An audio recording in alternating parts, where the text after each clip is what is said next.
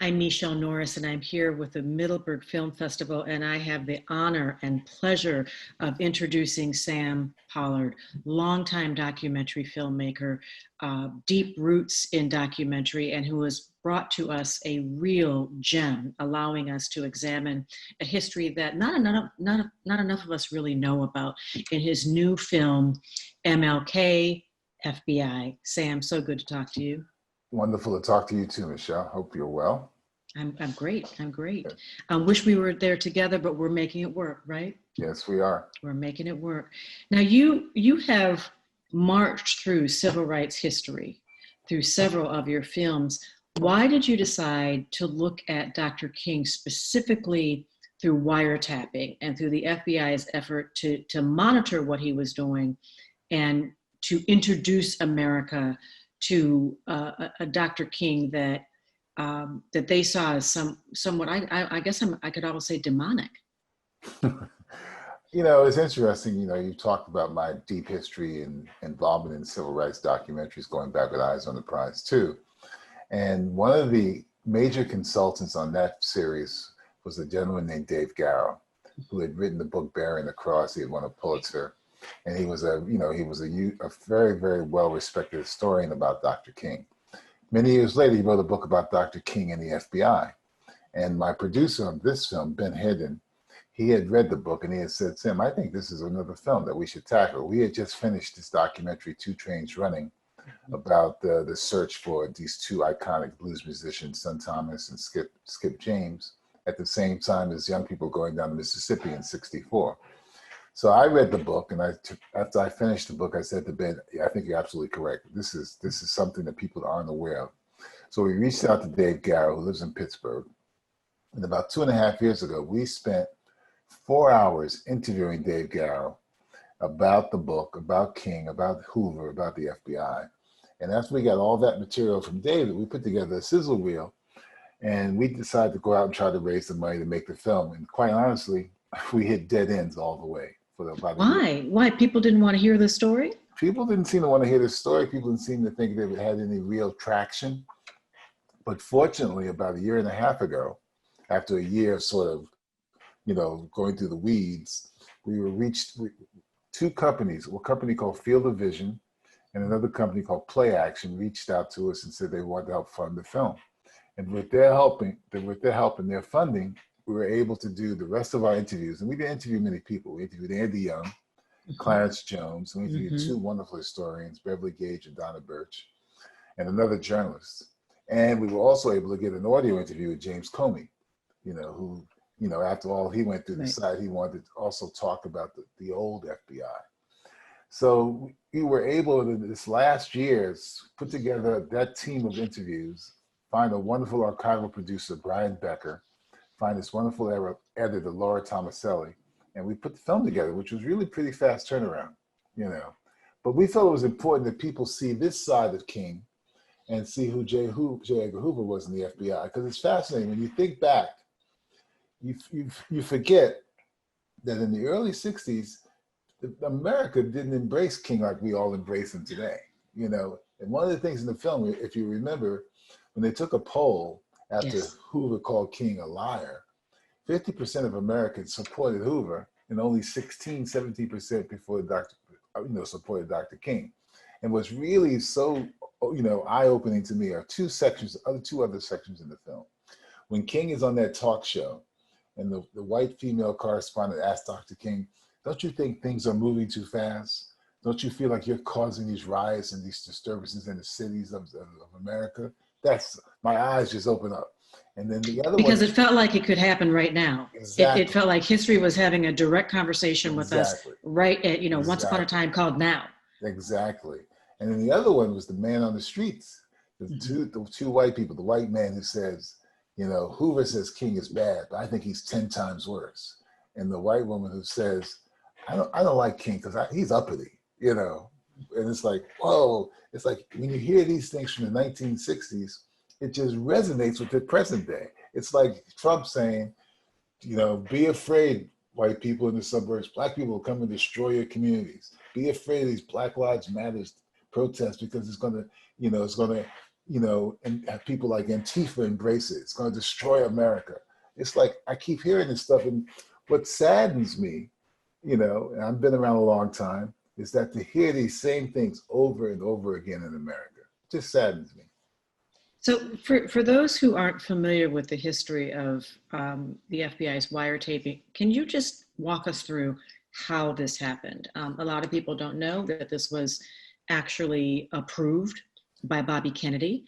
They don't know the extent to which this happened and how long he was actually wiretapped, you know, not just in his home, but as he was traveling around the country. Can you just explain that? Well, you know, when King started to become prominent in the late 50s and early 60s, and particularly after the, you know, around the March on Washington, Hoover thought that he saw King as sort of, people were going to see him as this Black Messiah, that he was going to upend the notion of what America should be, you know, the America that you and I grew up with in the 50s with Leave It to Beaver and Father Knows Best, white, you know, white and, you know, domestic in America. That's America. You don't see people of color at all.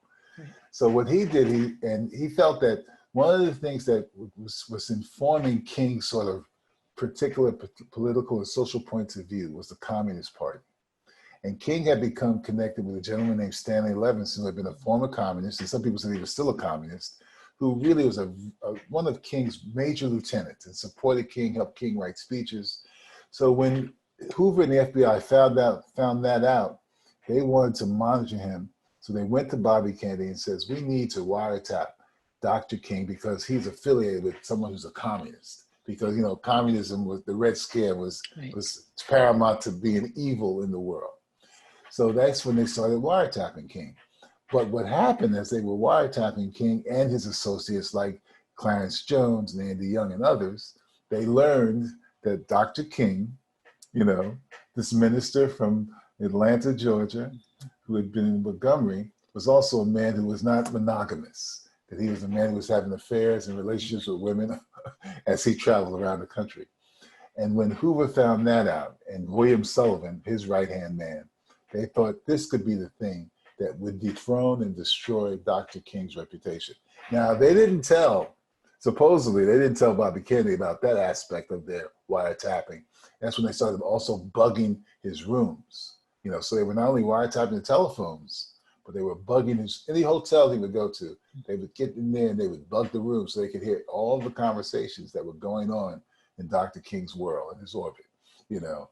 And that was illegal back then. It was absolutely illegal. But this happened from the early 60s up until Dr. King's assassination, you know, where the FBI was trying to figure out how to take King down. Now, back then, you know, journalists didn't bite and take those things and say, we need to do that. Now, if King had been alive today in this world, it would be a completely different story. You know. Right. There was no TMZ. There was no, you know, there wasn't the Twitter or Facebook. No. So how was that information used? Because they did leak it to journalists, but they leaked it all the time. But the journalists just wouldn't take it and print it.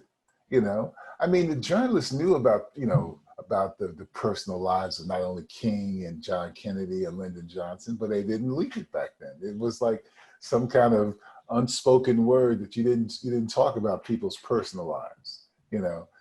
So Hoover was very upset he could never get any traction, you know. Which is interesting because you know, there's much that we know about J. Edgar Hoover's personal life now that also didn't make its way into the press back then.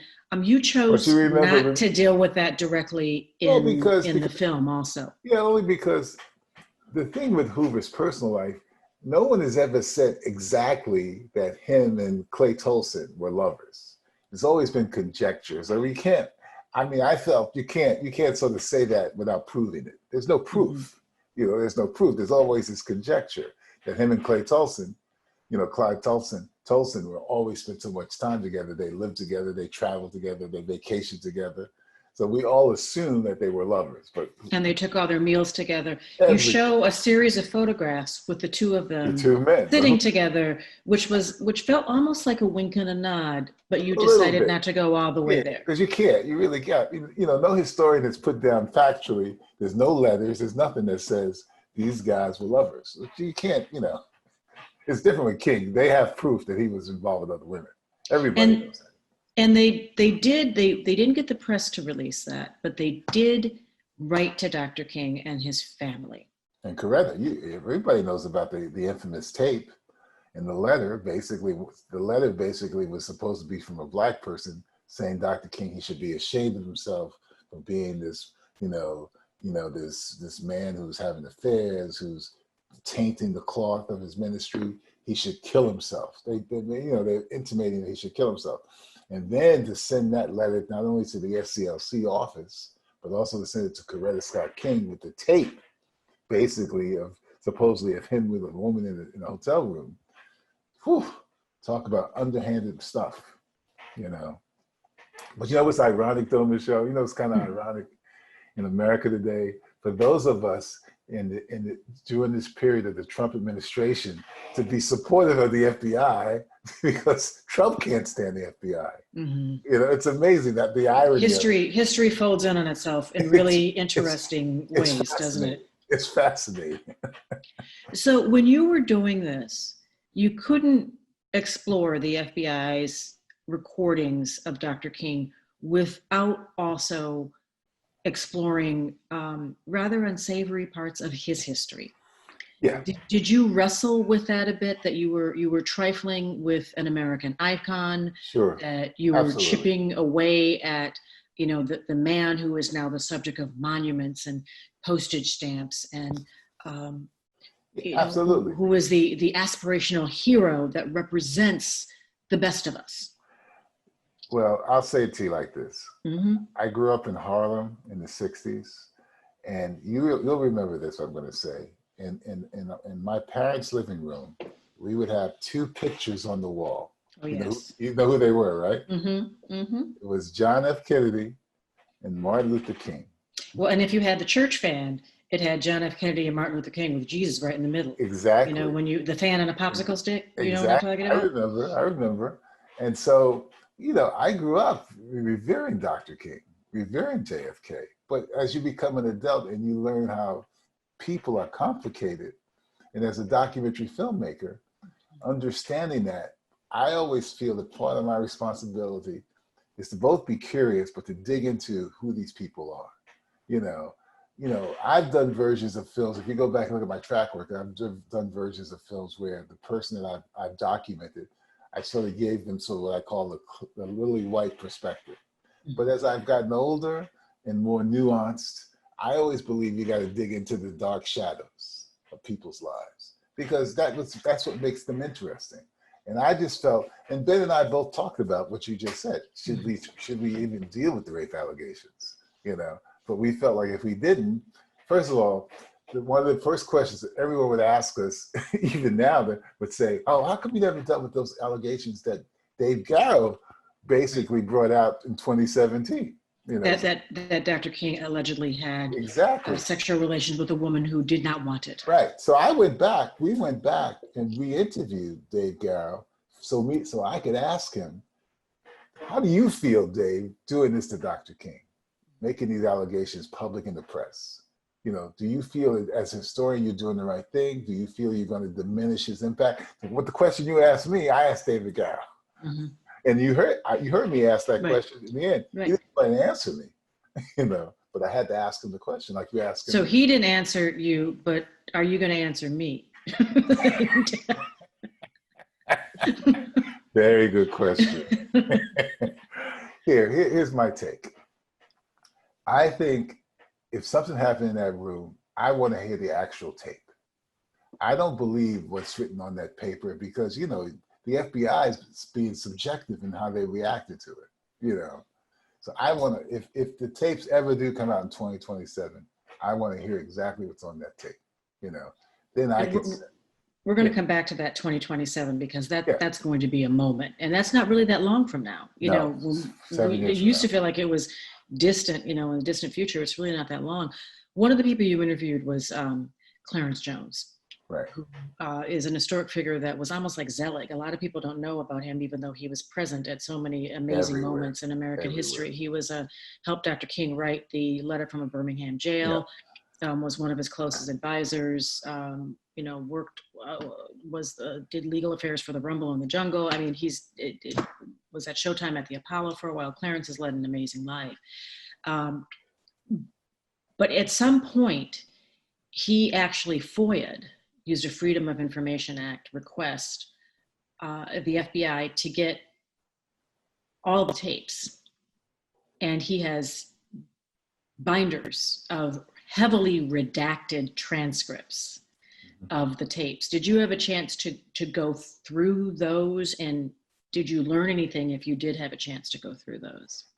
I know Ben did, and they're so redacted you can't really understand anything. With those transcripts, they're so redacted. I mean, it's like you really need to hear the actual tapes. There was nothing that stood out to us that said, "Wow," So it's just black marker through most of those pages over and over and over again.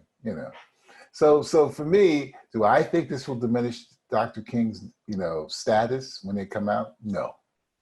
I think he's so locked into the American mindset that it won't happen. It won't change. I mean, to me, he's comparable to how people react to Abraham Lincoln. And we know Abraham Lincoln wasn't who we all thought he was when I was growing up. He freed the slaves. He was happy to do it. We know that's not true. Oh yeah, he had complicated feelings around it. Yeah, but it hasn't diminished his status as one of the great American heroes. And I don't think this will diminish Dr. King's status. Well, it's interesting because not many of his lieutenants are still with us. No. And we've lost, just this year with John Lewis and C.T. Vivian passing. His history is really important to document. Your work is ever more important in documenting this era because our lions are leaving us. Clarence Jones has a saying about lions. He always says, if the lions don't tell their story, the hunters get all the credit. That's right. And so even some of the people who were closest to Dr. King, interestingly, are now willing to look at a rather unsavory history with clear eyes. Yeah. I was surprised that Andy Young would even sit down with us and talk. I was surprised that Clarence did, because 10, 12 years ago, some of these guys wouldn't talk. Right. They wouldn't talk at all. So, it's always an honor to sit with Clarence and with Andy, to have them give us their perspective. The one thing that I found fascinating about Andy Young was when I asked him about James Earl Ray, and his response was, James Earl Ray didn't kill King, but I don't want to talk about it, because he doesn't believe James Earl Ray assassinated King. Well, a lot of people don't believe that. Yeah, a lot of people don't believe that. Well, more that I assume that you'll be digging deeper into that in the future, and you'll come back and talk to us about that as well. Can I talk to you about the film itself and how you decided to structure the film? And one thing that is being remarked upon by almost everyone who watches it, because there's a certain structure in documentary where you see a lot of archival footage, and then the people who are narrating the film are seen on camera, and they become our guides and ambassadors. As someone who worked for so many years in radio, I was interested in this technique where you use the audio, but you don't see the talking heads until very late when the whole color temperature of the film starts to change. We round a corner, and at that point, we get to see our narrative ambassadors. Can you tell us a little bit about your decision to structure the film in this way? Well, when we first started thinking about making the film, one of the first things Ben and I both said we wanted to do was to make sure that as this narrative unfolds about Dr. King, we felt that the voices that we were going to find to do this, they shouldn't be on camera. We wanted to have the audience be immersed in the archival material, be immersed in what was happening in 63, 64, 65, even the early 50s when you see that young Dr. King in Montgomery, Alabama. So we really made a big point of saying, when we started to pitch this to people, that we were going to do this without anybody on camera. Now, I have to say that I had been influenced by a film I had seen a few years back, Black Power Mixtapes. You remember that film? Yes, I do. There was nobody on camera in that film. And I remember sitting in the theater saying, boy, that was bold, not to have anybody on camera, because you could hear Angela Davis, you could hear other people. So that was part of the rationale, that I wanted to really have the audience immersed in the archival material. And then, lately, if you sort of been in the documentary world, there's been lots of docs now where they're not showing you the people on camera. They're letting the people be voiceover. I mean, I just showed my students last night a film about Kobe Bryant that Spike did, Kobe doing work. And Spike did the same thing. He just had Kobe as a voiceover. Or, I worked on a film in 2015 about Frank Sinatra. And we interviewed a lot of people, from his daughters to his son, and we did everybody audio only. So there was always going to be just people talking about Frank and to be off camera. Now, the only thing we did in this film to be safe, because we got pushback from some of the people we were asking for funds from, who kept saying, "You're not going to have anybody on camera." So we shot everybody on camera. That's why you see them at the end, except for Comey, because he would only do an audio interview. Right. Because we were hedging our bets that if we got real heavy pushback, we would put them on camera. Is that why you put them on camera at the end, because of the pushback, or because it was an interesting device to use that in the third chapter of the film? It was an interesting device that wasn't even my idea. It was the editor, Laura's idea. Laura Tomaselli basically said, well, we should maybe try to put them on camera at the end for the epilogue. And when she did it and we watched it, I said, wow, that was smart. And then suddenly you're seeing color footage. It really did feel like you were walking through a different door at that moment. Exactly. Very smart. So that was the rationale behind it. And then the structure, basically, the structure was to really start with the highest point in Dr. King's sort of career, which the I Have a Dream speech, and then to build back to his trajectory from the young minister in Montgomery who supported the Montgomery bus boycott all the way up until his assassination.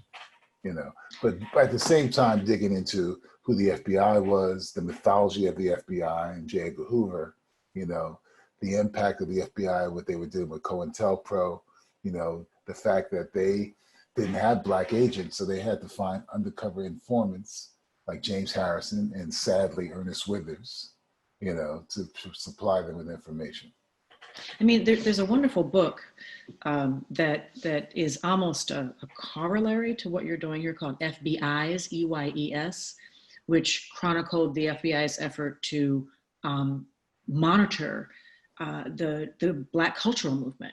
So most writers of that time, their lives were monitored, their work was monitored. The irony of that is that some of the best scholarship, at a time where many of these Black artists, writers, poets were ignored by academia, that the irony is that the FBI then has this treasure trove of information about people who were ignored by the Harvards and Yales and Columbias of the world. And imagine now the FBI still has probably informants in Black Lives Matter and all these organizations now, because they're still coalescing all this information about us. Anytime they think anything is radical, it's amazing. So you had an archivist that was doing this work, and fantastic. there was going to say, I have seen a lot of films about Dr. King. I have never seen a lot of the footage that you unearthed. Where did you go to find this, and how did you unearth what appears to my eyes to be a lot of new footage that we haven't seen before? I have to make a real strong shout out to Brian Becker, who was the major archival producer. He unearthed stuff that I had never seen. So, for example, the stuff with King and his mother and father with Coretta with the kids when they were young, I never saw that footage before. The footage of James Earl Ray when he's arrested by the FBI, never saw that footage before. I might have seen the footage of King on the Merv Griffin show when I was a young man. I didn't remember it, I didn't remember it. So it was like amazing for him, and he's a good archival producer. Just dig into all these archives, the CBS, the NBC, the International Archives, the ones in London. And when you have a good archivist, they go to any means to find material that will be fresh and new. And he did a great job. And do people know what they have when they have this material? No, because these news organizations, these places, they collect this stuff, they throw it, they put it into storage, and they don't think about it. They may have logged it, but they don't realize what kind of gold they have. I mean, it's amazing. They don't realize it, until. I was noticing from the watermark, I was like, they had footage? I mean, some of it comes from unusual places also. They don't know, because, they shoot these things and they just put them away, and until someone comes along and says, that's going to be some very important material. It's good to have that. It's like, I'm finishing up another documentary about Max Roach and Abby Lincoln. And we found some footage of them performing in North Carolina. And it's like, I never saw this footage. I thought I had seen all the footage of Max Roach. We found some footage of him in Paris with Abby Mm. performing. Ooh, it's like, wow, treasures. And then we found footage of them at in Iran or Iraq or in Egypt, performing the The pyramids? the pyramids. Amazing, amazing, What? amazing, I look forward. That's on my watch list also. We're trying to get them to finish it. Brian Becker also appeared to have unearthed some interesting footage about the FBI. We learn about Dr. King, but we also learn about the FBI and how for a time the phrase G-man is something that we came to know through entertainment, but it really was an archetype that they were looking for, a certain kind of man who had a certain kind of background, who had a certain kind of physique.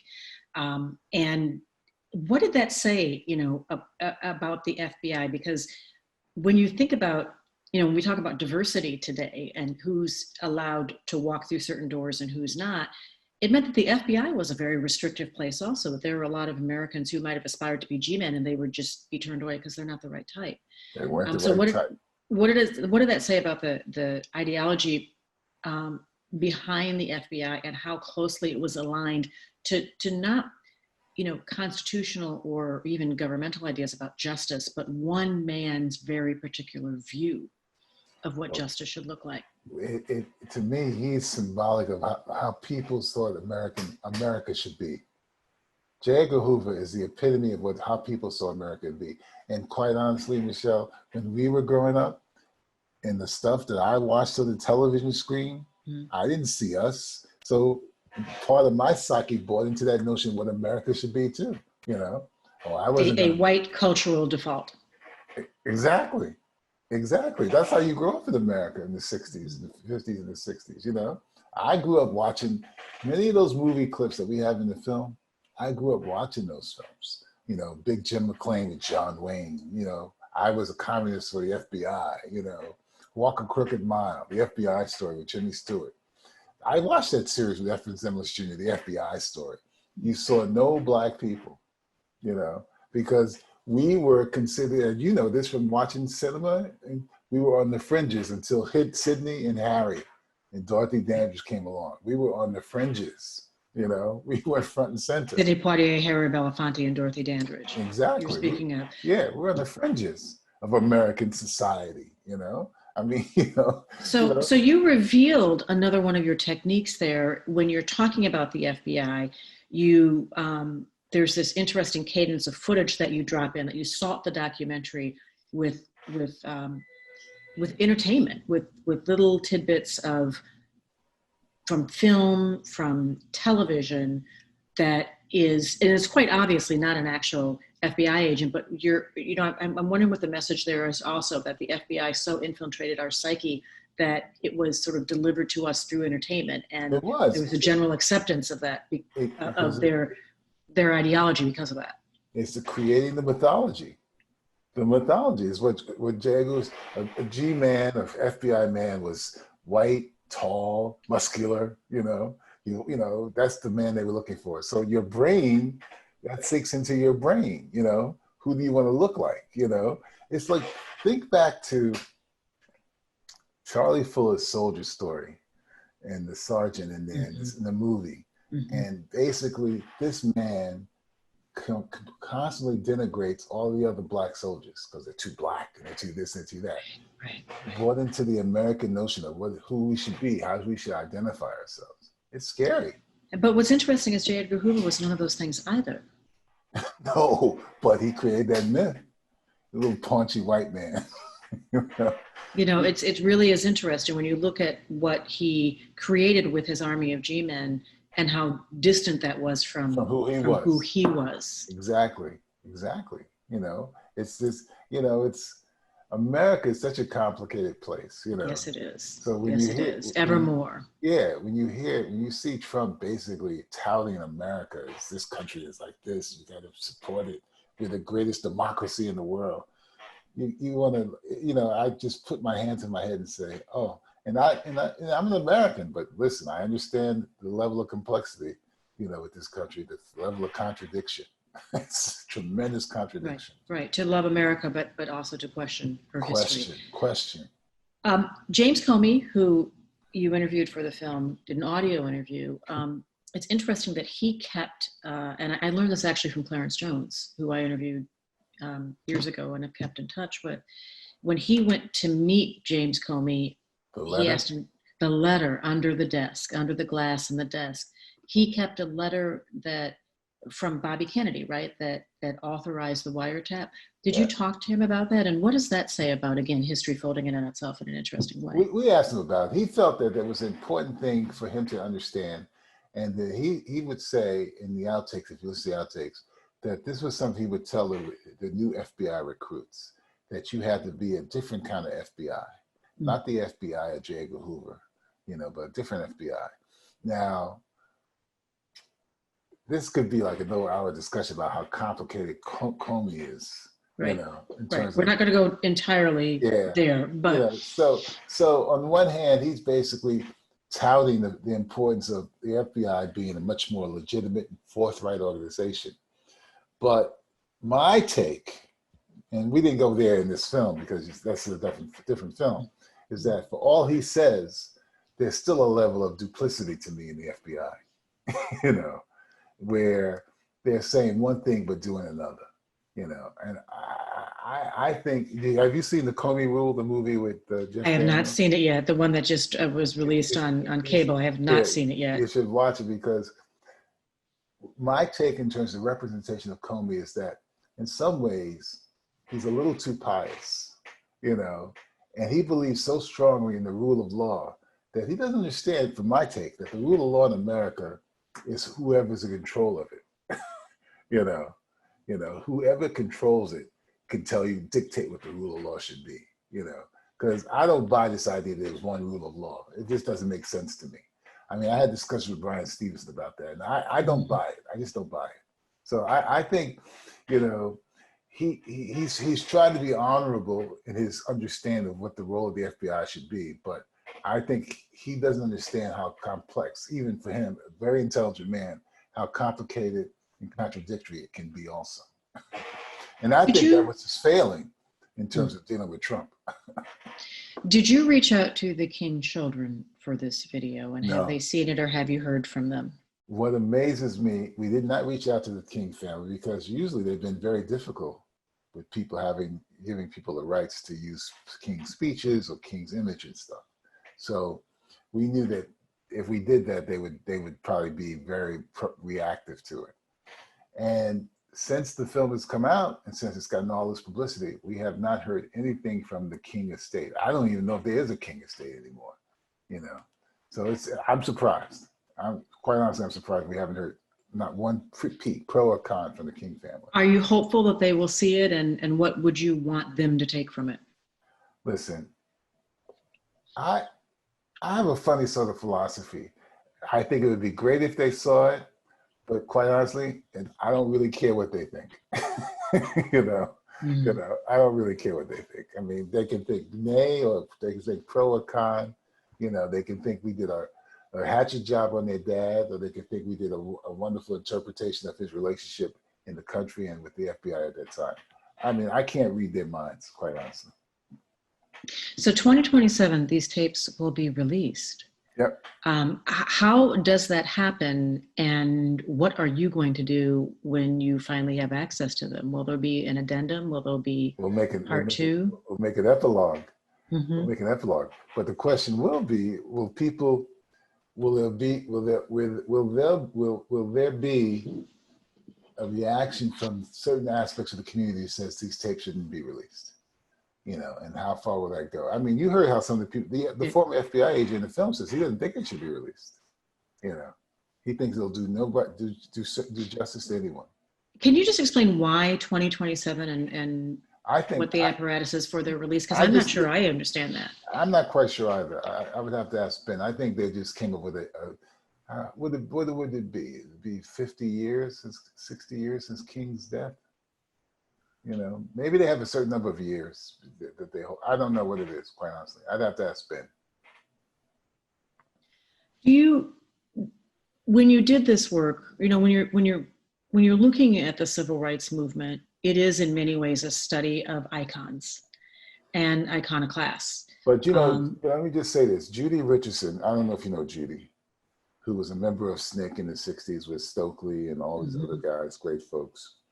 And she was one of our producers, and really the guardian of the Bible when we did Eyes on the Prize. Mm-hmm. And one of the things that Judy always says, which is important to remember, and people should always understand this, that as much as we revere Dr. King, you know, it's really the foot soldiers of the movement. Well, that was what I was getting at in my question, in part, is that we focus so much on the icons, in part because we needed them to be a North Star. That's right. To be a guiding light. But does this film in some ways interrogate that notion that, you know, that we have to be careful in the way that we create icons in terms of the story that they overshadow and the story that they do not fully tell? I think it does. I think it does. I think that if you dig into it a little bit, that's exactly what it does. I think it's important to remember that King was, as you said, the North Star, but without those who followed him, things would not have really happened. You know, I mean, when he got involved in the Montgomery bus boycott, it was those ladies who refused to, you know, take those buses anymore that started everything. It was those ladies. You know, you got to remember that those were the foot soldiers. You see those images of those ladies with their walking down the streets of Montgomery. Those are like, that's phenomenal. And they were not wearing tennis shoes at that time. They were walking to work 6 miles in each direction, wearing, you know, high heels to go stand all day because that was the standard of it. That's right. When you think of the young people in Little Rock walking into that school, you know, when you think of the people who crossed the Edmund Pettus Bridge when King wasn't there, you know, foot soldiers, the foot soldiers. So you're releasing this film at an interesting moment in our complicated history, our complicated country, where there is a discussion about history and how it should be taught. Patriotic history versus, you know, American history told in full. That you could see that as ironic. You could also see that as sort of a necessary asterisk to that. That idea that American history, in order for it to be patriotic, has to be told entirely through the white gaze. Yeah, but you know, and I know that American history has always been told through the white gaze. It's so important now to challenge that all the time. You know, so when you hear someone like Trump, you know, despising the 1619 Project because it's not American history, that's not the way it is anymore. You know, you can't look at American history through the white gaze anymore, not from my perspective. You know, that's how we were taught American history, but that's not American history. You know, American history involves indigenous people, involves Asian people, involves Black African American people, you know, involves people from all areas and ethnicities of the country. And that's American history. And that's what we have to dig into constantly. And we have to challenge this notion that history is just George Washington, Abraham Lincoln, and Franklin Delano Roosevelt, you know. And oh, by the way, there were some Black people there. No, that's not true, you know. So this is a delicate question, but in the effort to document Dr. King's exploits, the women who were the other part of that equation have remained nameless, faceless, completely anonymous. Yeah. Does that surprise you after all these years?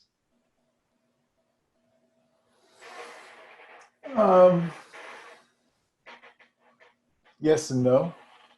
I think that at some point, someone's going to come out and name these women and speak to these women, and their stories will be told.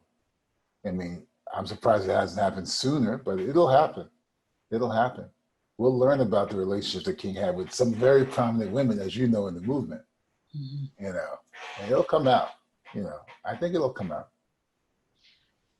A more important aspect of the movement, though, is why we don't know more about women who were the backbone of the movement. And you know, another difficult question, the conservators of history have done them a bit of disservice by ignoring or erasing their history. Would you agree? Absolutely. Complete gender bias. You know, it's that same, I mean, black men are as guilty of touting the notion of it's a man's world as white men are. You know, so it's been complete gender bias, and that has to change. How do we change that? Well, I think it's you asking me this question, is me as a filmmaker or finding other filmmakers to tell that other part of the story. That needs to be a film that needs to be made, a book that needs to be written. Absolutely. You know, you teach, and I would love to sit and audit one of your classes, because that to actually be able to learn filmmaking from Sam Pollard would be a treasure and a treat. But the filmmakers that you're teaching are going to be reaching back, perhaps as they move forward in their career, to this moment that we're living in now. Yeah. Right now. What are you telling young filmmakers about how to use their lens and their power as storytellers? Because we're living in a moment of great tumult that is not unlike the 1960s in terms of its tone. And you could argue that is even more seismic. So what are you telling the filmmakers that will eventually tell this story? What I say to filmmakers is that telling this story today will be very important, but understanding that as a filmmaker, as a documentarian, as a human being, you got to be able to tell a story in its layers and its complexity, and not take a one-sided approach. I mean, a filmmaker reached out to me yesterday, a white filmmaker, a young filmmaker who was one of my former students. And she's from Memphis, Tennessee. And she wants to do a film about plantations. You know, there's these plantations in Louisiana, they have weddings and stuff. And then there's a black woman who talks about slavery and plantations. And I said, wow, when you dig into that story, I mean, you're gonna raise a lot of sand. You know, you're gonna get people up in arms. And I said, but if you committed to it and believe in it, you got to tackle it, because it's a complicated story. You know, the notion of plantations. When someone says plantations to me, all I think of, oh my God. But if you dig into it, you'll find some nuance there. And that's what I'm saying to filmmakers. If you're going to take on these subjects now, do it full out and look at it from all different levels, because that's the only way you can make films that are interesting and engaging and forces people to ask questions about themselves and the history of America. Are you hopeful that young recruits at the FBI will eventually watch this film and learn from it?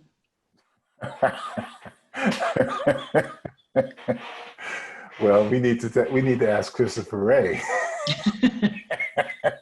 Will you be sending him a reel?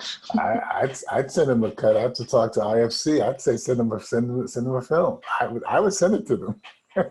I mean, this happens in other parts of the world. You know, if you want to join a police force in Germany, you learn about, you know, some unfortunate chapters in German history. That's true in South America. I was, you know, wondering if you were hopeful that might happen here. I'm going to send an email to. I'm not trying to instigate anything. I just was wondering if you. I'm going to send an email to the distributor now, IFC, to the FBI. I think it'd be a great idea, quite honestly.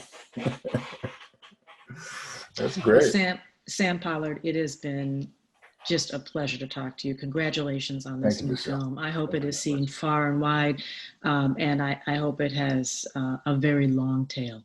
My best to you. Thank you. Have a good day. Be good. You too. You too. Thanks for joining us at the Middleburg Film Festival. We have a great lineup. There's much more to come.